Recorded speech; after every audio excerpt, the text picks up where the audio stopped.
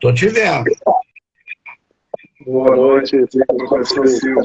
Boa noite. Boa noite, Rubens. Boa noite. Só regular aqui a questão do áudio, para a gente começar. Sim. Espera aí que eu estou ajeitando aqui. Perfeito. Pronto. Agora está perfeito. Você está me ouvindo bem, professor Silvio? Estou perfeitamente. Tá, eu acho só que está dando retorno, acho que o senhor deve estar plugado por um computador. Eu só pedi um senhor para discutir um outro áudio, Tá. aí a gente pode pelo áudio do computador. Pronto. Desliguei. Maravilha. Ok. Vou fazer um teste agora de áudio. Está me ouvindo bem, professor Silvio? Sim, perfeitamente. Maravilha. Bom, pessoal, boa noite a todos. Obrigado aí pela participação de todos que já estão entrando aí na nossa live. Professor Silvio, muito obrigado por ter aceito o convite, né? A gente está estreando esse canal. E, bom, em primeiro lugar, eu queria explicar a todos, né, o motivo que nos levou a desenvolver esse canal. Nossa expectativa é poder trazer para todos aqueles que trabalham, que são apaixonados pelo segmento ferroviário e que possuem relação direta com tudo que está acontecendo na ferrovia. A nossa intenção é abrir um canal direto de fórum, de discussões, entrevistas e elucidação de temas atuais voltado para o segmento ferroviário. Essa é a nossa ideia desse canal de comunicação. Então, aqui estaremos todas as quartas-feiras, a partir das 19 horas, sempre trazendo temas, convidados e assuntos relevantes e de extrema importância do nosso segmento.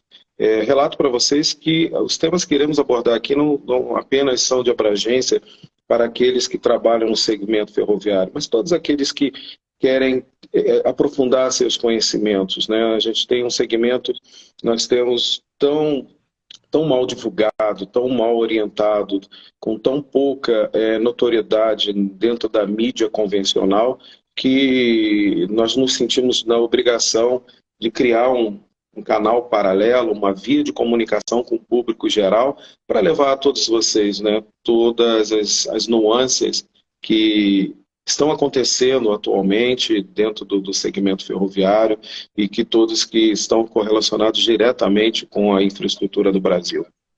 E para esse primeiro bate-papo, eu tenho a honra de estrear essa nossa primeira entrevista, um convite do professor Silvio Tupinambá. Eu vou já dar um espaço para que ele mesmo se apresente. Mas, em primeiro lugar, professor, muito obrigado pela sua presença, muito obrigado pela sua disponibilidade de estar aqui e parabéns pela carreira, pela participação que o senhor tem no segmento e a desenvoltura, né, que o senhor tem durante anos, diretamente trabalhando e agora também formando profissionais. Isso é muito louvável, né? Então, novamente, meu muito obrigado. E a palavra é sua, eu gostaria que o senhor se apresentasse para todos que já estão aqui ao vivo. Boa noite, Rui, boa noite, ouvintes, né? Então, querendo, ávido do saber da ferrovia, eu vou falar pouco de mim. Eu sou engenheiro civil, a minha grande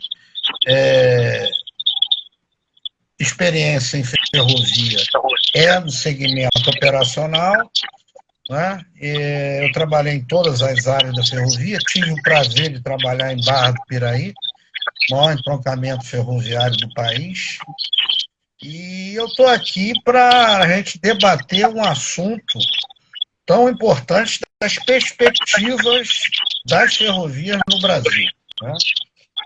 E isso é um assunto que eu gosto muito. A ferrovia, ela é empolgante, ela traz assim muita desenvolvimento, ela é empolgante. Quem trabalha em ferrovia, então estou aí para ajudar no que puder as pessoas aqui, nossos ouvintes, a terem um conhecimento sobre a ferrovia. Maravilha, professor. E, pessoal, é sempre importante a gente relatar a todos que, de todos os segmentos da engenharia, a ferrovia como um todo é um dos segmentos menos divulgados, menos anunciado nas mídias, e é um segmento, além de ser apaixonante, é um dos segmentos mais estáveis da engenharia como um todo. As principais obras de infraestrutura do país estão relacionadas diretamente a todas as políticas econômicas, políticas financeiras. A gente costuma dizer que sem ferrovia você não tem grãos, você não tem alimentação. A gente lembra bem na época da pandemia, né, professor? Diversos segmentos, teve aquela história do fique em casa, mas assim como os caminhoneiros não puderam ficar em casa, eu lembro bem que não teve um dia de trem sem circulação. E aí fica provado aí todos o quão é importante. E eu estou levantando ultimamente, professor, uma bandeira para todos os universitários que estão em formação, aqueles que estão ingressando nas faculdades de engenharia hoje, ficam nas maiores dúvidas, né, para que caminho seguir. E por outro lado, nós que estamos do lado de cá, né, professor, a gente com tanta dificuldade para contratar profissionais, mão de obra, tantas obras acontecendo pelo país. Então, até para a gente iniciar esse bate-papo, né, como primeiro podcast, eu tive a honra de conseguir o aceite aí da presença do professor Silvio, e a minha expectativa nesse bate-papo é conseguir demonstrar para vocês, com a visão do professor Silvio Tupinambá, quão aquecido está esse mercado, o que é esse mercado, o que é a ferrovia no Brasil, e dizer para todos aqueles que não conheciam até hoje o segmento ferroviário que é um segmento em franca expansão, é um segmento que detém hoje as maiores atenções de todos os empresários, né? Só para vocês entenderem, nós somos campeões em produção de soja, mas tem que lembrar vocês que a soja está no interior do país, nós precisamos transportar essa soja para os portos, e aí para todos os principais segmentos da economia brasileira, hoje a ferrovia é apontada como um dos maiores nortes para poder dar a solução de minimizar os custos de frete e tornar o país cada vez mais competitivo. Professor Silvio, a gente tem algumas perguntas alguns temas que eu gostaria de jogar para o senhor e a gente começar a enveredar. Para início, eu gostaria que o senhor pudesse nos passar um breve histórico da ferrovia brasileira para todos aqueles que estão aqui nos ouvindo e também a importância da ferrovia diretamente ligada à economia do país. O senhor poderia nos falar alguma coisa a respeito desses temas? Sim, a ferrovia, ela passa por ciclos, ela tem passado por ciclos. Ciclos, ora estatal, ora privatizado, né? Quer dizer, não é dentro ao longo de 100 anos de ferrovia, né? Ela tem passado pelo grande Barão de Mauá, que foi um empreendedor, né? E depois com a encampação de muitas ferrovias privadas, o sistema estatal, em 1957, para a criação da rede. Então, ela tem passado por ciclos. E hoje, devido a um problema nosso fiscal, que ferrovia demanda muito investimento, principalmente o CAPEX, que é a infraestrutura e a superestrutura, demanda muito dinheiro, muito recurso. E nós temos um problema fiscal muito grave. Então, desde 2015 e 2016, com duas recessões econômicas, e 2020, com a pandemia, o Estado perdeu a musculatura de investimento público. Então, o protagonismo atual é privado, não tenha dúvida nenhuma. Isso bem finalizado pelo ex-ministro da Infraestrutura, Tarcísio Gomes de Freitas, com o lançamento do marco regulatório. Então, a ferrovia passa por momentos ciclo. Hoje, o protagonismo é a iniciativa privada. Então, esse é o grande mentor das ferrovias hoje, é a iniciativa privada. Okay? Então, basicamente, é isso. Um breve história. E a importância para a economia é que a ferrovia traz desenvolvimento econômico muito forte. Por exemplo, eu cito sempre um exemplo da Transnordestina. A Transnordestina, ela teve o início dela, né? Depois ela não terminou, trouxe só tragédia para a região do Nordeste. Então, a ferrovia, quando inicia, termina e opera, só traz coisa boa, entendeu? Agora, se não acontece isso, faz o que a Transnordestina aconteceu. E, graças a Deus, ela foi retomada, está sendo retomada pela iniciativa privada com a Companhia Siderúrgica Nacional, que é arrendatária. Então, está aí. Você poderia nos falar um pouco, professor, sobre os investimentos atuais que estão acontecendo no segmento ferroviário no Brasil? Os investimentos hoje estão sendo feitos pela Rumo, principalmente o tramo central da Ferrovia Norte-Sul. A Vale, através do adiantamento da concessão de Vitória, Minas e Carajás, com a Ferrovia de Integração do Centro-Oeste. A FIOL, de Caetité até Ilhéus, né? A Ferrovia de Integração Oeste-Leste, e de Caetité a Barreiras, e de Barreiras a Figueirópolis, né? Pegando a Norte-Sul, investimento público com o Exército.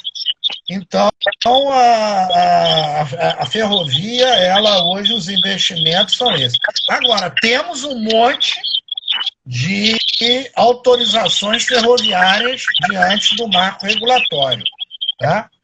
Que nós temos aí, que foi fechado, né, contemplado pelo ministro Tarcísio, né, que também fez essas autorizações com o novo marco regulatório no final de 2021. Aproveitar que o senhor falou da FIOL, vou mandar um abraço aí para o pessoal. Já tem gente aqui já se manifestando, né? Aqui a galera da FIOL, um abraço a todos da FIOL. Queria mandar também um abraço para a Nelê, uma engenheira extremamente capaz, que eu tive o prazer, professor, de conhecer trabalhando lá na FIOL. A gente iniciou o processo lá do diligence da FIOL. Tive o prazer de conhecer, uma excelente profissional, muito capacitada. Nelê, obrigado pela sua presença, um prazer. E saudades, viu? Trabalhar novamente, quem sabe, tão breve aí a gente se encontra novamente pelas ferrovias do Brasil. Parabéns para você. E a Nelê, professor, está atuante ainda hoje lá na FIOL. Sabe bem do que o senhor está falando, e tem uma galera boa aqui também já se pronunciando, viu, professor? Que bom. Poderia falar também um pouco, professor, sobre os desafios, né, que a ferrovia está enfrentando, né, nesses últimos tempos, e também os impactos da pandemia? A pandemia trouxe... Está escutando, Rubens? Perfeitamente, professor. Seu áudio está muito bom para mim. A ferrovia, a pandemia, evidentemente, que impactou, mas não parou a ferrovia, certo? Ela continuou transportando commodities, né, agrícolas, commodities minerais, né? Não houve uma paralisação, né, da ferrovia. O que pode ter acontecido, né, que infelizmente aconteceu, foi aquela famosa greve dos rodoviários em 2018, porque mostrou, né, que o país precisa de ferrovia. Aí começa, né, os políticos aparecerem, aquela coisa toda. O Brasil precisa de ferrovia. Todo mundo sabe disso, né? Todo mundo sabe que a ferrovia é importante num país continental como o Brasil, né? O Brasil tem... Se você hoje colocar no papel, né, nós temos, teoricamente, 30 mil, mas na realidade nós temos 18 mil quilômetros ativos.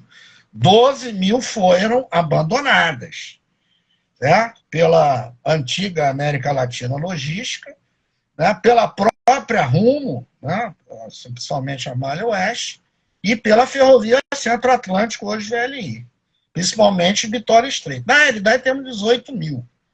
E pensar que o americano, por causa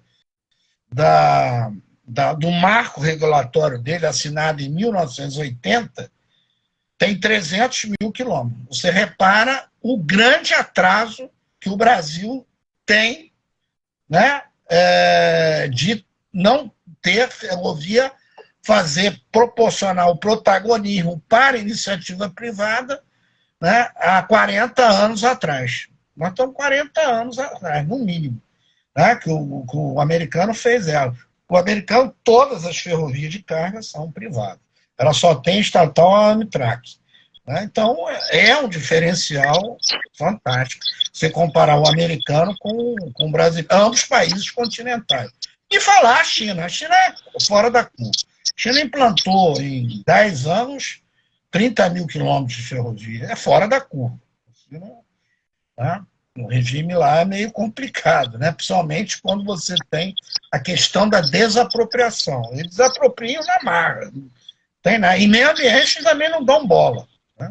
Então, é outro patamar também, né? A China é a curva. E falar de ferrovia, né? Você tem que falar na Alemanha, na carga, né? É fantástico, a Alemanha tem a Deltbahn, transporta cegonhas ferroviárias com locomotivas elétricas, né? Locomotivas elétricas e com carros BMW, Audi, Porsche, outro patamar. E no passageiro, o japonês. Né? Então, a referência na carga é o alemão e o americano, e o japonês no passageiro. Então, essa é a grande, digamos assim, uma visão do mundo, né? E a gente tem que copiar esses que são grandes. E os desafios enfrentados hoje pela ferrovia no país vai ser o protagonismo da iniciativa privada com as autorizações ferroviárias. Temos, se eu não me engano, 76. Né? E aqui no Centro-Oeste vive, onde eu moro, um drama, no meu Centro-Oeste. Eu devo muito ao Mato Grosso, eu e minha família, e o Mato Grosso passa por uma questão simples. Ou tem ferrovia, ou o agronegócio acaba. Por quê? Você vai entender que é muito simples. O Mato Grosso é um estado gigantesco, uma produção absurda, todo ano incrementada, por novas tecnologias, mais produtividade, e a logística é a mesma. Caminhões de trem, 40 toneladas, a BR-163, que é o principal eixo, que foi concessionado em 2014 de Cuiabá até Sinop, para a Rota Oeste, que é uma subsidiária da Odebrecht, não fez 1 metro de duplicação. Então, o drama hoje do Mato Grosso é absurdo. E já tem estudo do Instituto de Agropecuária dizendo que vamos passar um gargalo logístico. Eu chamo de engargalamento sistêmico. Parou por quê? Porque parou. Porque não dá conta. Não vai dar conta. Né?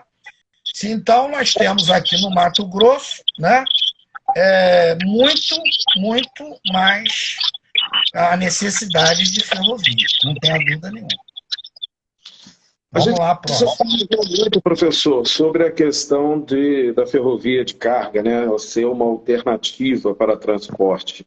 Isso é bem notório, né? Em um país como o Brasil, que é um dos celeiros do mundo, é uma coisa contraditória, né? A comparação que o senhor fez com a malha ferroviária americana, a malha ferroviária chinesa, com a brasileira, né?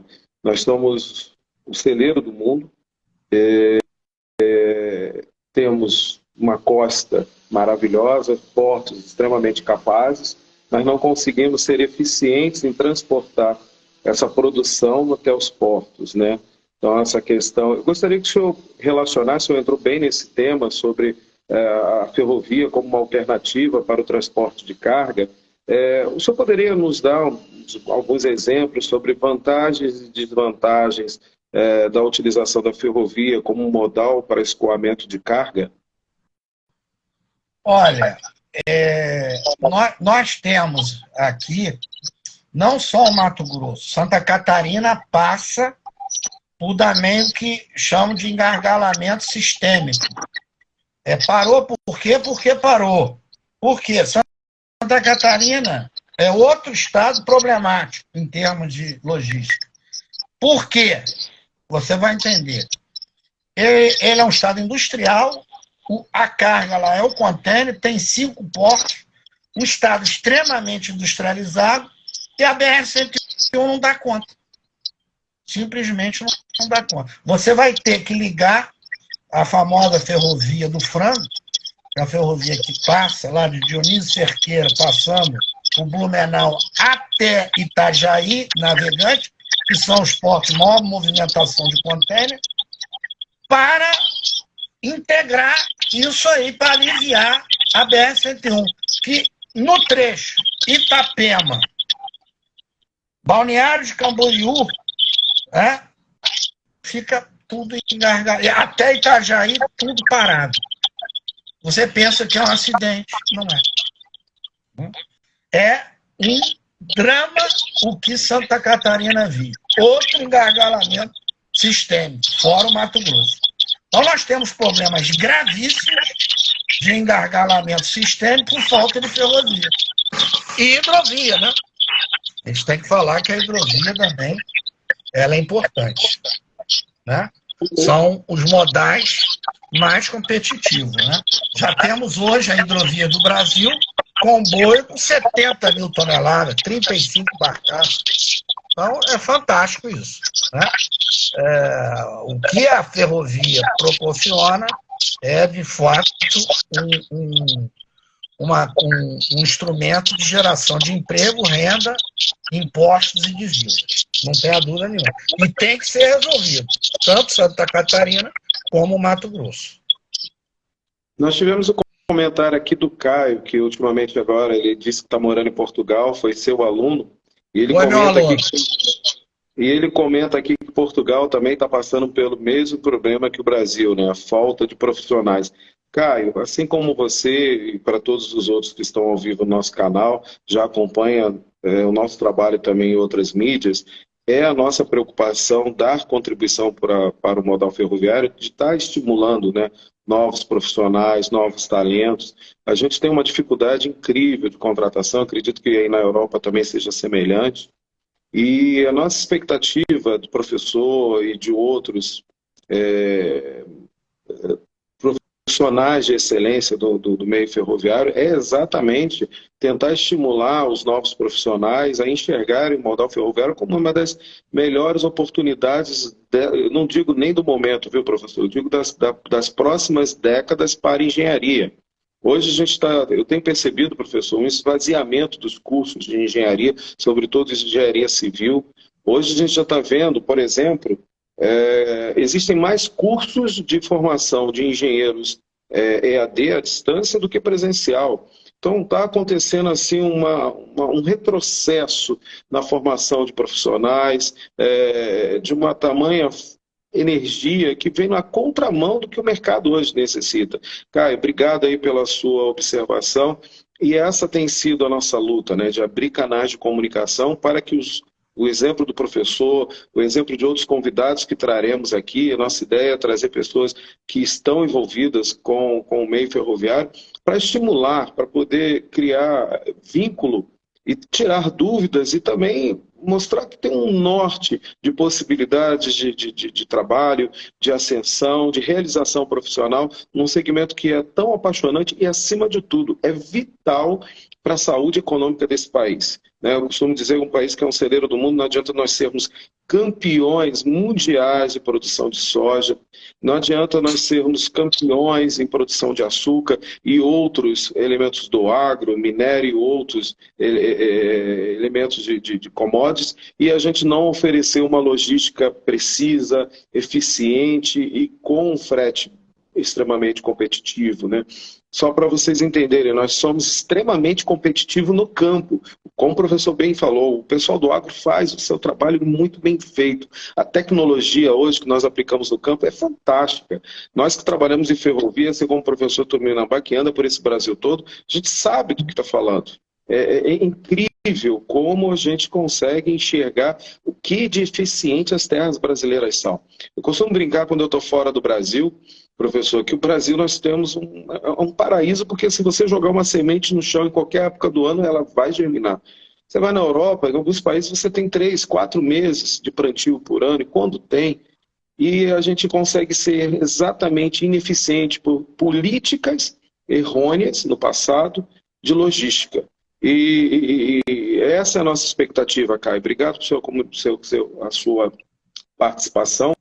E o nosso intuito é exatamente isso, estimular novos talentos e até, se possível, tentar auxiliar vocês a ingressarem no mercado, um mercado fascinante, um mercado que promete, repito a vocês, não é anos de prosperidade, mas décadas. Os investimentos estão aí, eles estão acontecendo, nós somos frutos desses investimentos, né? Tive o prazer de participar com o professor Silvio de alguns projetos, outros profissionais que já entraram aqui. O pouco o professor acabou de comentar, Transnordestina, a gente teve participação, Ferrovia Norte-Sul teve participação, FIOL teve participação. Então o mercado hoje está tão escancarado e há tão poucas mãos de obras que não teve nenhuma dessas obras que o professor comentou aí, que um de nós não teve lá diretamente participando. Então essa é a nossa mazela de participação. Professor, nos dê aí um bom exemplo de sucesso, né, de transporte de cargas sendo utilizados por ferrovia para os nossos ouvintes, por favor. Eu não tenho a dúvida, por exemplo, a Estrada de Ferro Carajás. Tá? A Estrada de Ferro Carajás. Eu conheci o mentor de Carajás, tive o prazer de conhecer, que foi o doutor Eliezer Batista. Foi muito criticado na época, e ele conseguiu tirar minério de um lugar inóspito, com 900 quilômetros de ferrovia dentro da floresta amazônica, integrando ao porto de Itaqui, fazendo a integração Minas, Ferrovia, Porto. Eu conheci ele, doutor Eliezer. Esse é um caso de sucesso, né? E ele é um projeto Greenfield, quer dizer, um projeto do nada, né? Ele tirou aquilo de uma região totalmente inóspita, né? Remota, né? Não tinha nem internet naquela época, tinha nada. Ele conseguiu tirar. Imagina o Brasil hoje sem Carajás. Como é que tira minério de ferro em caminhão? Eu pergunto. Não tem como. Ou você tira por hidrovia ou ferrovia. Por quê? Porque a densidade do minério é muito alta. Vai caber pouquíssimo minério de ferro na caçamba do caminhão basculhante. E outra, vai destruir o asfalto. Então, ou você tem ferrovia, né, em minério de ferro. Então, essa é uma história de sucesso na ferrovia de carga, foi a construção pelo meu grande professor, que foi o doutor Eliezer Batista, que eu conheci. Excelente, professor. O senhor me fez lembrar também de um outro exemplo, que é o Grupo Cosan, né? Quando ele assume a ação majoritária da extinta ALL, e aí ela vem a se tornar a Rumo. Para que vocês que estão aqui não conhecem, a Rumo Logística hoje ela é administrada pelo Grupo Cosan, que é o maior exportador de açúcar do mundo. Então, para exatamente a Cosan conseguir sair desse enclave logístico, o que ela faz? Algo que ela não queria. A Vale hoje ela não gostaria de ter que assumir a responsabilidade de transportar o seu minério. Ela o faz porque é a única forma dela se tornar competitiva no mercado internacional. A mesma coisa aconteceu com a Cosan. Para que ela conseguisse ter não só um frete num valor justo de mercado, ela conseguisse ter uma ferrovia operacional e constante, né? A gente sabe aí os quantos investimentos o Grupo Cosan fez, a Rumo fez na sua malha, sobretudo na malha paulista, para ter uma frequência e ter um transit time regular e ter condições de fazer entregas dentro das expectativas e levar, escoar essa safra para o porto, é uma outra história. É incrível aqui no Brasil, né, professor? O grupo privado hoje que investe em ferrovia são exatamente aqueles que são responsáveis pelos produtos, e aí para poder se tornar competitivo, ele é obrigado a assumir mais responsabilidade no processo, porque infelizmente a infraestrutura do país é ineficiente. E aí você pega, por exemplo, a Vale, que foi obrigada a fazer a gestão da ferrovia, fazer investimentos pesados, que já teve o prazer de conhecer Carajás, andar ela de ponta a ponta, como nós conhecemos, sabe que é uma obra-prima da engenharia ferroviária. Nós temos ali aparelhos de mudança de via, professor, em que os trens circulam a 80 km por hora, tanto na principal como na via desviada. Eu tive o prazer de andar, eu falei, gente, não é possível. E o trem faz isso com uma primazia, é uma ferrovia de excelência. A Rumo também está se tornando uma ferrovia de excelência, agora com a renovação também do contrato da MRS, a VLI, ou seja, as empresas estão apostando pesado em investimentos, porque são políticas da iniciativa privada, são políticas governamentais, né? São empresas buscando alternativas para se tornarem cada vez mais competitivas num mercado internacional pós-pandêmico, com os valores, inflação alta, as commodities derrubadas. Então, eu costumo dizer também, professor, que esse cenário pós-pandêmico para o segmento ferroviário mostra também a força que nós temos, né, na economia de todos os países. Professor, agora falando sobre questão de economia, sobre questão de força da ferrovia como um todo, uma vez a gente conversando, o senhor me falou um pouco sobre a questão de possibilidades até de integrações dos países da América Latina por meio do segmento ferroviário. O senhor poderia explicar um pouco para todos que estão aqui um pouco sobre esse tema? Olha, é um sonho muito, digamos assim, principalmente o chinês.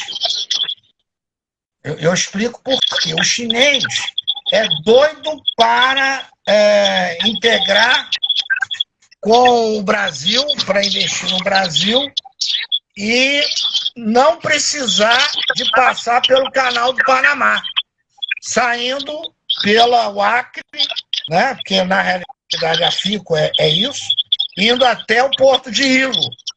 Infelizmente vai ter que passar pela Cordilheira dos Andes. Mas tudo a engenharia pode resolver. Por quê? Por que a China? Porque eles têm uma birra com o americano.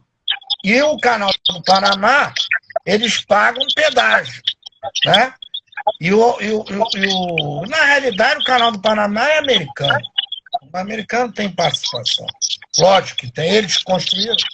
Então, o grande protagonista que está de olho, né, principalmente no nosso minério e na nossa soja, é o chinês.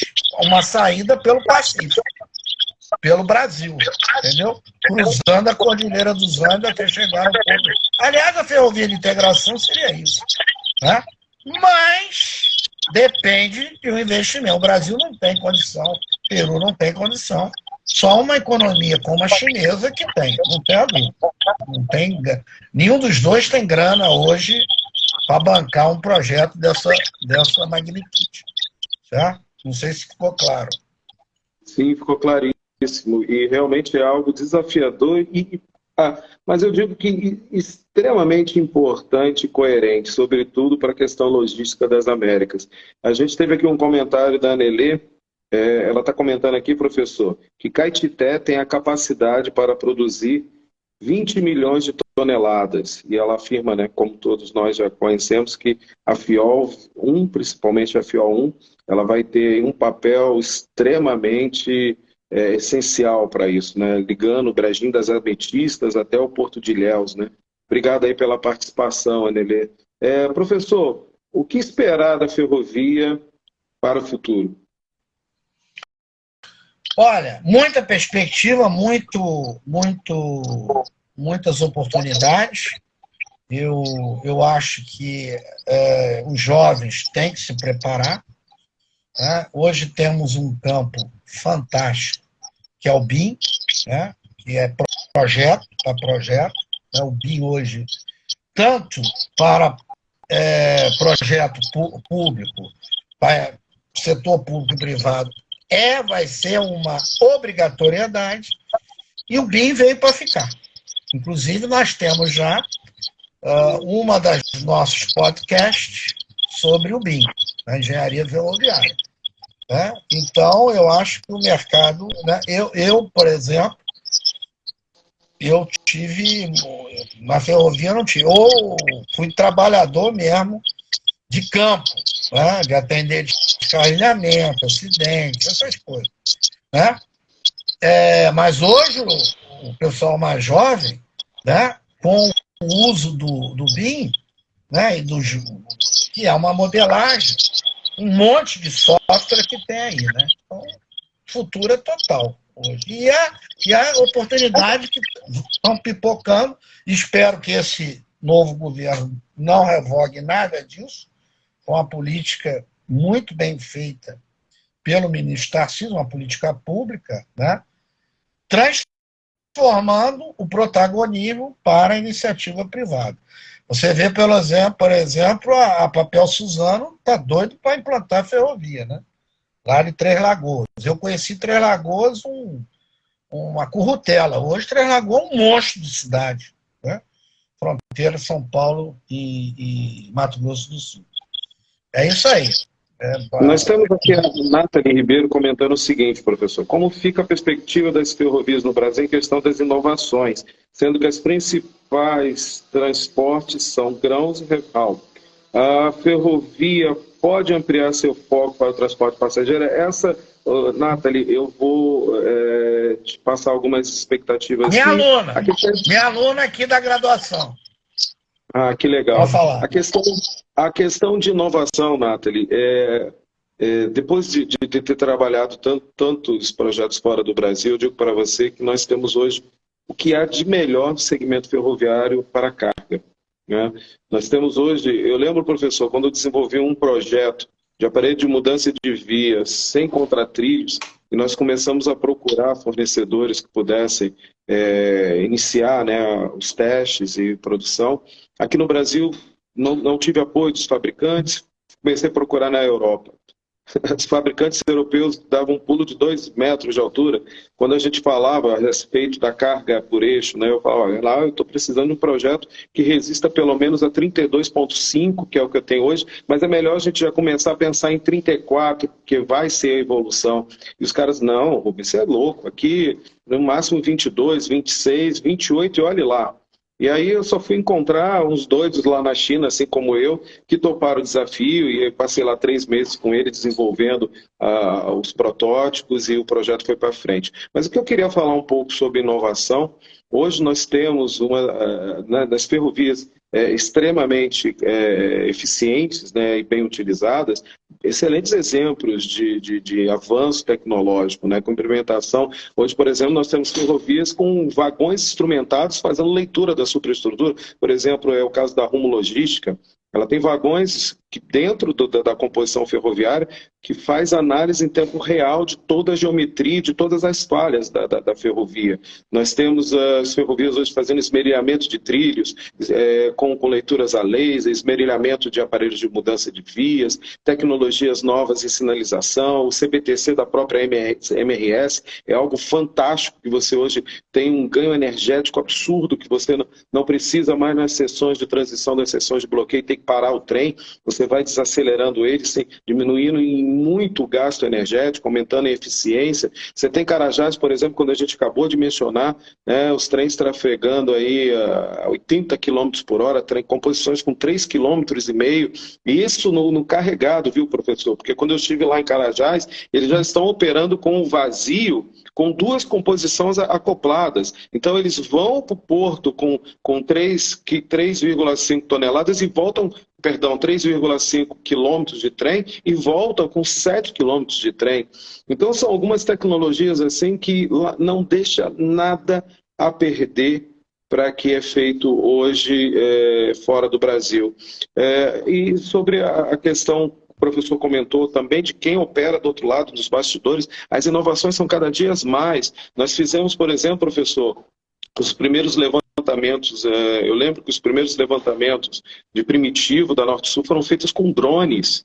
Hoje se utiliza drones hoje para fazer inspeções em obras de artes especiais, atendimentos e identificação de acidentes, identificação de causadores de erosão, investigação de ativos como, por exemplo, dispositivos de drenagem, corte, aterro, áreas, por exemplo, os trechos, tem trechos hoje que estão sobre restrição de circulação de pessoas ali na região de Brumadinho, naquela região que ainda há risco de problemas por causa das barragens de rejeitos. Os trens hoje circulam de maneira remota. Existem drones hoje fazendo capina química, drones fazendo levantamento da superestrutura, trechos que o homem não pode transitar pelo risco de acidente, a gente fazendo, por exemplo, as composições se locomoverem de maneira remota, sem homens, sabe? Sistema de sinalizações extremamente eficientes, ou seja, o Brasil está num momento fantástico. A própria implantação do BIM, que até então era utilizado pela construção civil, quando você fazia projetos, ou então em construção de pontes, viadutos, grandes obras de engenharia. Hoje você tem, por exemplo, professor, eu já participei de várias licitações em grandes ferrovias, como Vale, como Rumo, que já é de caráter eliminatório para as empresas que estão participando da licitação apresentarem as suas propostas técnicas de gestão de projeto em BIM. Isso é coisa fantástica, é coisa de primeiro mundo. Então, respondendo, né, a pergunta da nossa amiga, os avanços tecnológicos estão atuantes, são fantásticos. De novo, eu digo, nós temos aqui hoje, como o professor comentou, só na área de BIM, a gente tem aí um vácuo absurdo de bons profissionais para auxiliar. Nós temos vácuo, por exemplo, de profissionais na área de aerofotogrametria, operadores de drones, empresas para fazer retificação de imagens. Gente, é um batalhão de profissionais que estão sendo requisitados, vocês não fazem a menor ideia.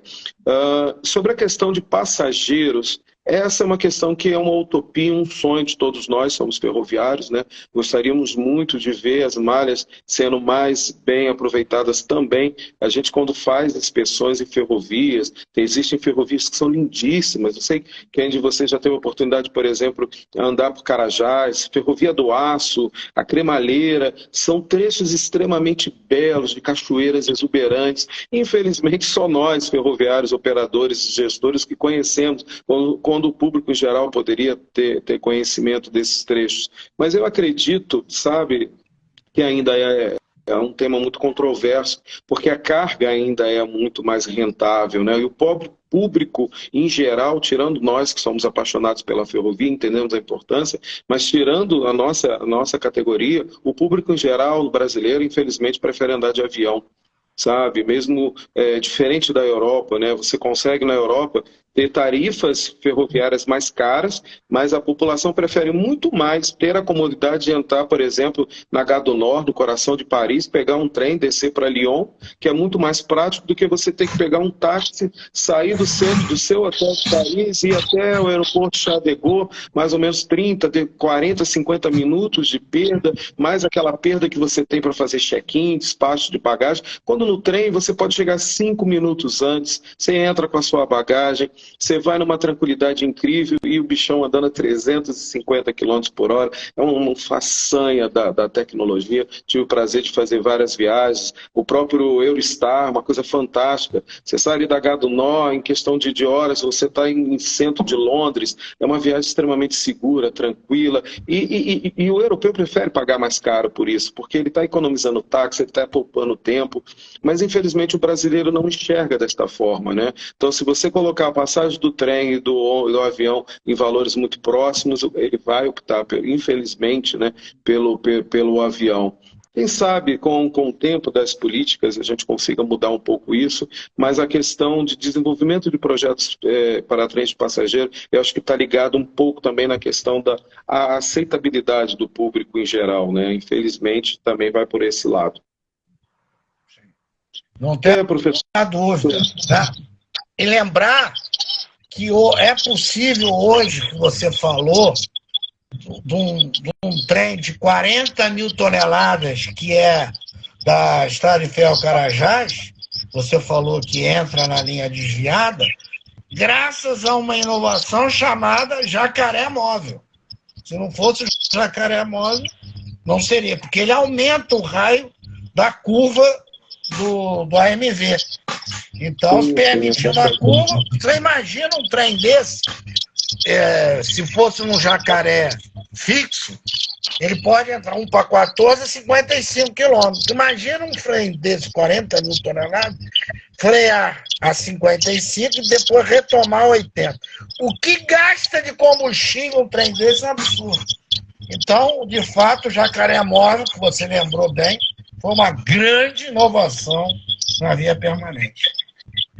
Professor, para a gente iniciar agora as nossas considerações finais, eu gostaria que o senhor fizesse as suas ressalvas, se esquecemos de alguma coisa relevante, e gostaria que o senhor também falasse para todos que estão aqui ao vivo, né, questionando. Tenho percebido que tem bastantes profissionais aqui no meio, alunos, a gente está aí com uma audiência bem mista, né? Então, gostaria que o senhor fizesse suas considerações finais e também passasse, né, um pouco das suas considerações e tudo que foi abordado.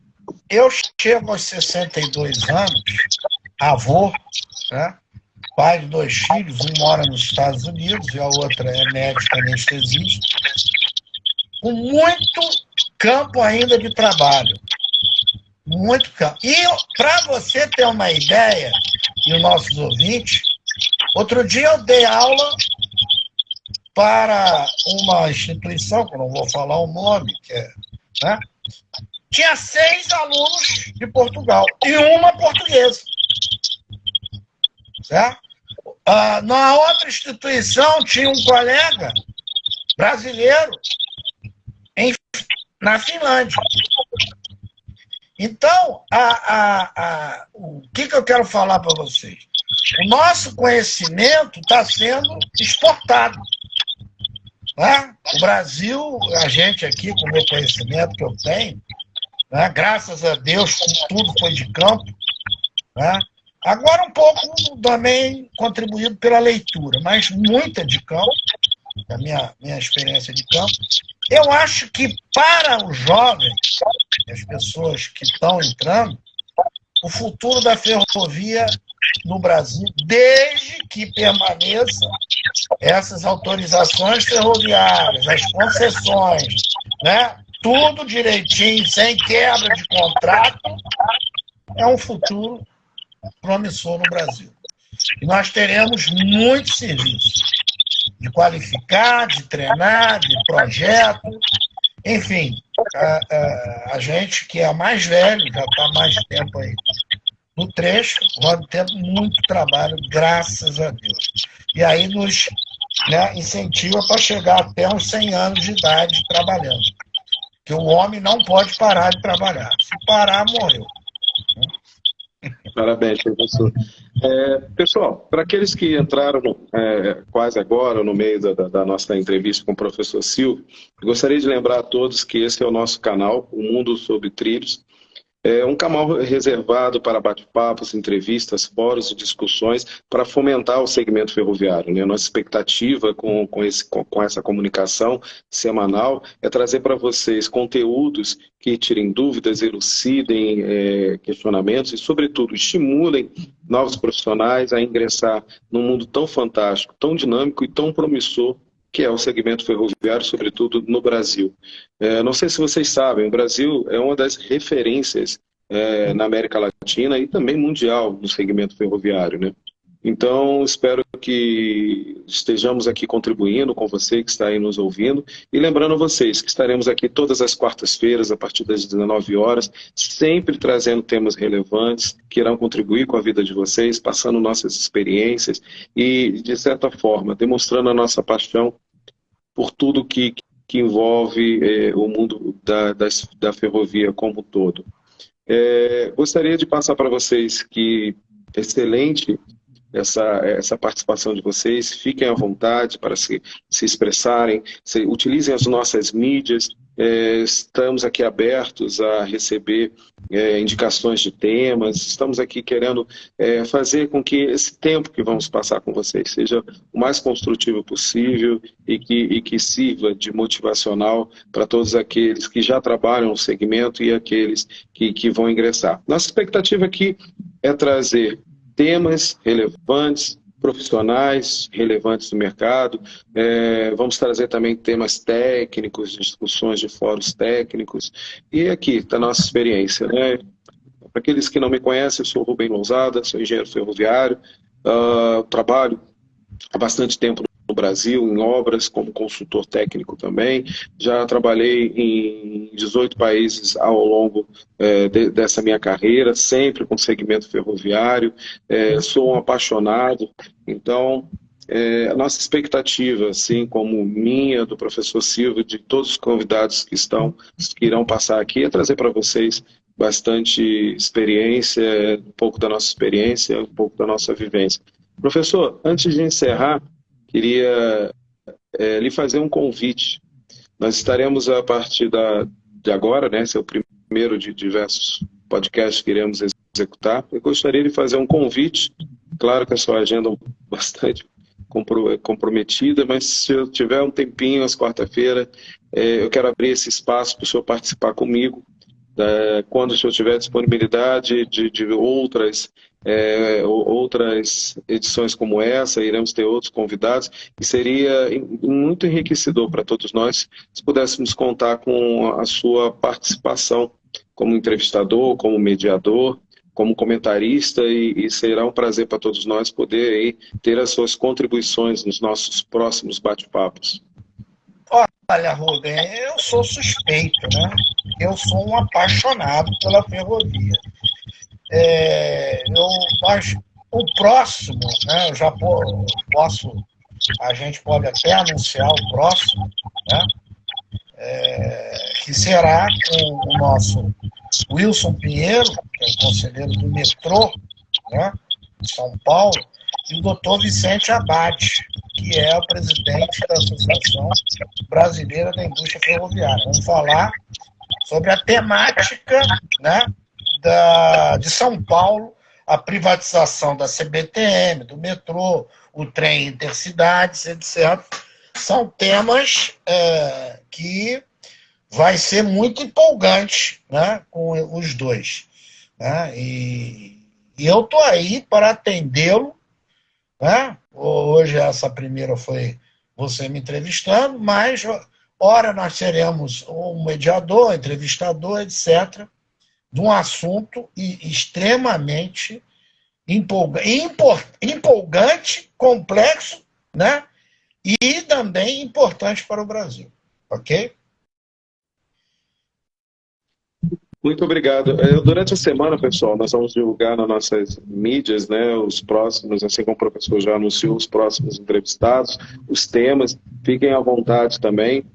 Nós temos também nosso canal no YouTube, a Serviço da Ferrovia, em que nós temos vários vídeos de participações nossas em outros serviços, vídeos de treinamentos, vídeos de experiências técnicas. Temos também as nossas mídias no Facebook, no Instagram, também no LinkedIn. Fique à vontade para participar, se aproximar de nós, e esperamos que você possa nos ajudar também a divulgar esse canal. Gostaríamos muito de ter a participação de vocês. Quem sabe, no futuro breve, você poder também estar participando aqui conosco nesse bate-papo. Eu peço a vocês, se você gostou dessa nossa iniciativa, se você acha válido, né, tudo isso que nós estamos aqui oferecendo a vocês de maneira gratuita, voluntária, quero passar para vocês aqui que o professor Silvio não nos cobrou nenhum tipo de E a participação é voluntária, a participação de um apaixonado, assim como a minha também, é uma participação voluntária. Nós não temos patrocinadores, nós não temos mídias, não estamos cobrando nada de vocês, apenas que vocês nos ajudem a divulgar, a passar para outros profissionais, a dizer que tem um espaço aqui todas as quartas-feiras em que você terá informações por pessoas sérias, pessoas comprometidas, pessoas atuantes no mercado. E também, quem sabe, será um prazer poder contar com você num futuro próximo também, podendo trazer informações e dividindo também seus conhecimentos. Então, fica aqui o nosso pedido. Divulgue o canal, divulgue o nosso trabalho, chame outras pessoas para nas próximas lives participar conosco, estar aqui também contribuindo e também participando de maneira atuante, né, ajudando a todos nós a difundir o segmento ferroviário. Professor, gostaria que o senhor, por favor, nos desse a sua mensagem final.